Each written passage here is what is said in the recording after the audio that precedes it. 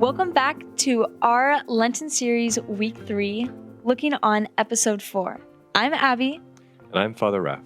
And welcome back, everyone. For those of you joining us for the first time, welcome. So, episode 4. What do you think, Abby? Has anything stood out to you? Anything resonated with you? What really stood out to me in this episode was when Simon was on the boat and he couldn't get any catches, and then he went on his big spiel basically saying, why is this happening to me? And then he's saying, oh, well, I think you enjoy flip-flopping us around. And I think that's what really stood out to me because it's a universal experience for everyone. The big why question, why is this happening to me? And I've had that experience through my family because we've had a lot of passings with immediate family members, and even my brother was diagnosed with CP.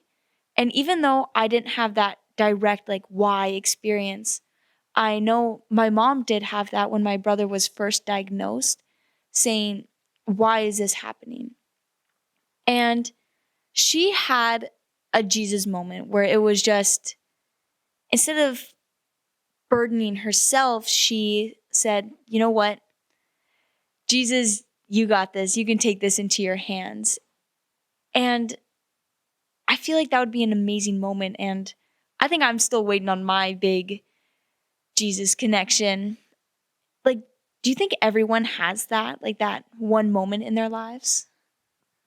That's a good question, Abby. There are definitely people who have more dramatic moments in their lives, and I think I've had a few. But I would say we have to be careful about setting our expectations around that, because if we're looking for that kind of one big moment, the fact of the matter is that God is showing up at every moment, right? And so I think we see a different way of looking at this actually in the episode. For me, what really stood out was the hope that Eden, Andrew, and even Zebedee, the father of James and John, that they have. They talk about the Messiah, who we've been praying for our entire lives. I'm thinking when Andrew says to Peter, it's it doesn't matter. The Romans don't matter.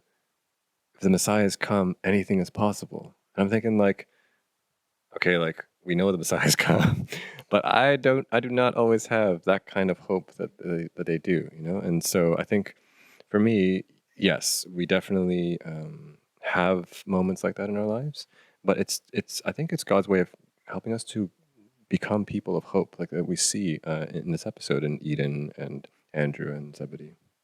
So, in that scene that you mentioned where Peter's in the boat and he's, as you said, he's going on a rant and he gives his big why, and those words stuck with me. He says, it's like you can't decide if we're chosen or not. Which one is it, huh? And I think it's a good question, for us to ask ourselves, do I feel chosen by God or not? What do you think? Well, for me personally, reflecting back to my answers before, saying I have experienced that why, not directly, but my family's experienced that why after our, the passings of our family. And instead of asking that why question, I felt why our family?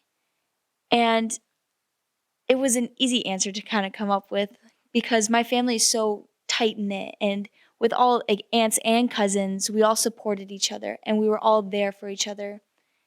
And through that experience, when I was growing up, I took that on and I was like, I want to be a family to other people because I feel everyone deserves to have that experience. So through that experience and through that motive, I think God has chosen me to take this on and become a nurse to help other people, to be that supportive entity, to be that community for them when they're going through hard times.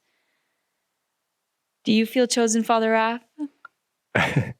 Yes.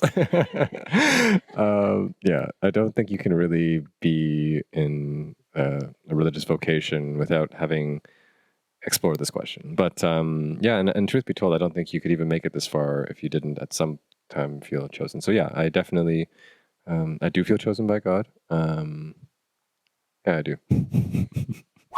And then so at the end of the episode, like, the big climax is when um, Simon has that miraculous catch of fish, right? It's more than will pay for all of his debts. Everything's fine. And then he hops out of the boat, falls to his knees, and he's kind of crying, I think. And he says, what do you want from me? Anything you ask, I will do. And I'm thinking, like, that's a pretty big thing to say, you know? But again, kind of like that question about being chosen, like, I think that's a question we should ask ourselves, have I ever asked Jesus that question or similar words? So have you, Abby? In all honesty, no. I have not asked that question. Honestly, like I am grateful for everything that like God has like given me. Like I was born in Canada, which was just like amazing. Like I can never be not grateful for that. But I think I was like so busy with like everything that I do have that God has given me. I haven't really thought about what can I do for him. And honestly, like it's kind of a crazy question to ask because you want to know because it will relieve pressure off you. It will be like, okay, this is what I'm supposed to do. Because even in the children episode, Jesus says that every single one of us has a job outside of our careers and outside of like what we're doing just in like relationships and all that. And I feel like knowing that bigger job, it would relieve pressure. But then again, if it's just something that we have to be 100% into, it's just like that question, like, do we want to do it? Do we not? Like, there's a big question, as you said before, and it requires a lot of thinking. So I think we should be asking that question more, but again, it's like a lot of thinking on our part. Have you asked that question, Father Raph? Yes. But I will say that my experience of the question was a little bit different. So I think I asked that question, but for the wrong reasons. So when I was 17, I was in first year university, and someone asked me if I ever thought of becoming a priest, and I was like, absolutely not. But then I was like, again, like God has given me so many things. It wouldn't be fair to not kind of give it a fair shake, right? So I was like, okay. So I started praying. I was like, okay, God, like, do you want me to be a priest? Just tell me. Crickets, right? And the reason why God doesn't answer that question when it's asked that way, because it's being asked for the wrong reason. The way Simon asked it in the episode is with total openness. I didn't have that. I just wanted an answer so I could move on, basically, right? But I've come to see that Jesus doesn't want us to do things for him. Jesus wants to choose us and let us know that we are chosen by him, and to walk with us. And I think that's why the question can be kind of scary, but I think it's not scary if you've come to know the kindness of Jesus. And that's why I think, again, looking back at episode 2 and episode 3, I think they're really important because they show us a bit more about who Jesus is, so that when he does show up, we're not thinking like, oh my gosh, like, Simon, what's he going to say to you? We know it's going to be good because we've seen like the kindness of Jesus. Thank you for joining us tonight. As well, like as we have every night, we have snacks and coffee at the back, and feel free to join us for our discussion questions after. And for those of you joining us online, as usual, you'll find the questions below, as well as the prayer with scripture for the week.